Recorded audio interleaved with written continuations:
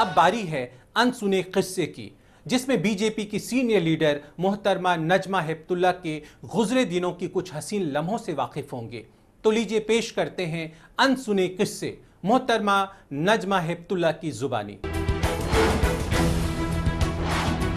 हम तो बहुत छोटे थे आज़ादी से पहले। हमें इतना याद है कि जब अहमदनगर जेल से मौलाना साहब का ख़त आता था तो हमारी दादी इंतज़ार करती थी और हम लोगों से कहती थी, मुझसे, मेरे भाई से, कि डाकिया आए तो उसके पास से ख़त लेके मुझे देना। मुझे याद है वो जो ख़त आते थे उस पे एक लाल निशान लगा हुआ होता था, और क्योंकि वो सेंसर होते थे, और हम दादी से पूछते थे कि कहाँ हैं वो दादा अब्बा, तो कहती थी जेल में है। तो हम लोग कहते थे कि जेल में तो खाली चोर डाकू जाते हैं, वो क्यों जेल में है। वो समझाने की कोशिश करती थी कि वो आज़ादी की लड़ाई में शामिल हैं, हिंदुस्तान को आज़ाद कराने के लिए एक उनकी कोशिश है, संघर्ष है। मगर हम इतने छोटे थे, हमारी समझ में नहीं आता था।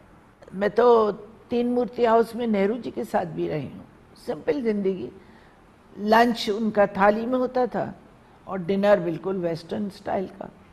तो सीखना पड़ा कि कौन सा कांटा कब इस्तेमाल करते हैं, कौन सा सैलेड का कांटा है, छुरी है, कौन सा मछली का कांटा छुरी है, स्टेक नाइफ कौन सी होती है। तो सीखना तो पड़ता है।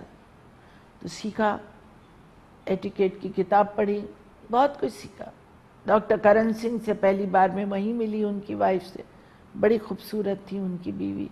हमारे नाना ने हमें बताया कि दुनिया गोल है और अगर हिंदुस्तान इधर है तो उसके बिल्कुल ऑपोजिट साइड पे अमेरिका है। तो अगर उन्होंने हमें खाली समझाने के लिए बात कही थी कि अगर एक सुरंग खोदी जाए तो वो सीधी अमेरिका में, न्यूयॉर्क में पहुंचेगी।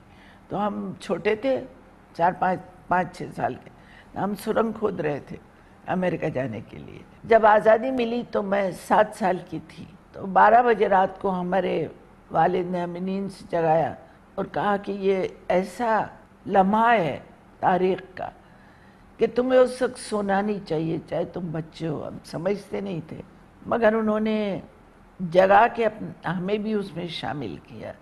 तो जब आज़ादी की सालगिरह का 50वां साल मनाया, पार्लियामेंट में संगमा साहब स्पीकर थे, उन्होंने वहाँ पर एक कॉन्फ्रेंस रखी। मैं वहाँ सेंट्रल हॉल ऑफ पार्लियामेंट में जब बोल रही थी तो मेरी आंखों में आंसू थे।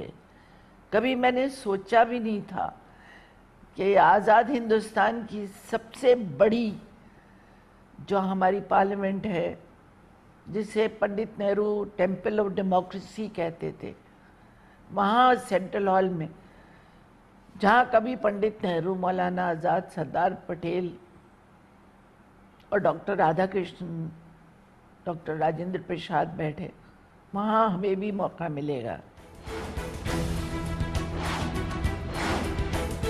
अब वक्त है सियासी नेपथ्य में कहीं दूर तक पसरे उन सन्नाटों में से कुछ सुलगती खबरों को पहचानने की, वैसी आहटें ढूंढ लाने की जो आने वाले वक्त में एक बड़ी खबर की शक्ल अख्तियार कर सकती हैं।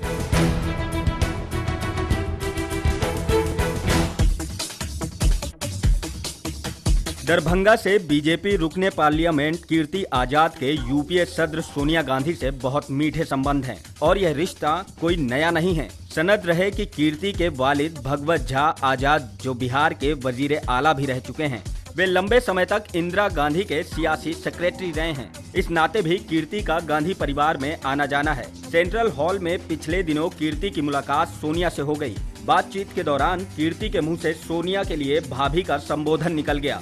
कीर्ति ने जल्दी ही इसके लिए सोनिया से माफी भी मांग ली, पर सोनिया ने कहा, कोई बात नहीं, तुम मुझे भाभी कह सकते हो। फिर कीर्ति ने कांग्रेस सदस्य से पूछा कि अब आपकी तबीयत कैसी है। सोनिया ने छूटते ही कहा, यह कोई जगह नहीं है हाल चाल पूछने की, कभी घर आ जाओ। क्या कीर्ति आजाद अब अपने पुराने घर की ओर कदम बढ़ाना चाह रहे हैं?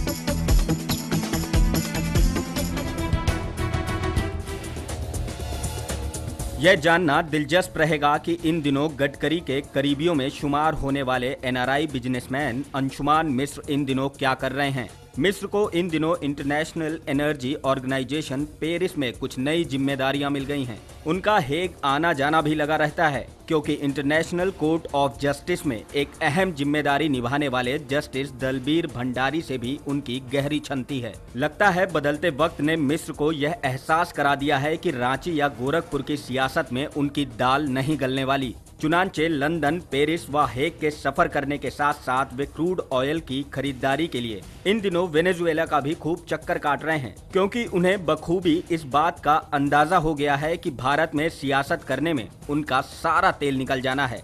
सो तेल की खरीद फरोख्त में अभी से वे जुट गए हैं।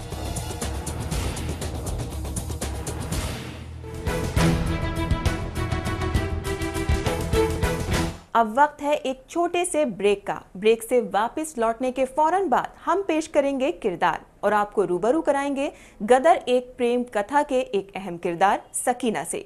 आप कहीं मत जाइएगा, वक्त की धड़कनों को यूं ही संभाल कर रखिएगा। हम लौट कर आते हैं पल दो पल में। पार्टीशन को लेकर के हिंदी सिनेमा में कई फिल्में आई, लेकिन गदर एक प्रेम कहानी है।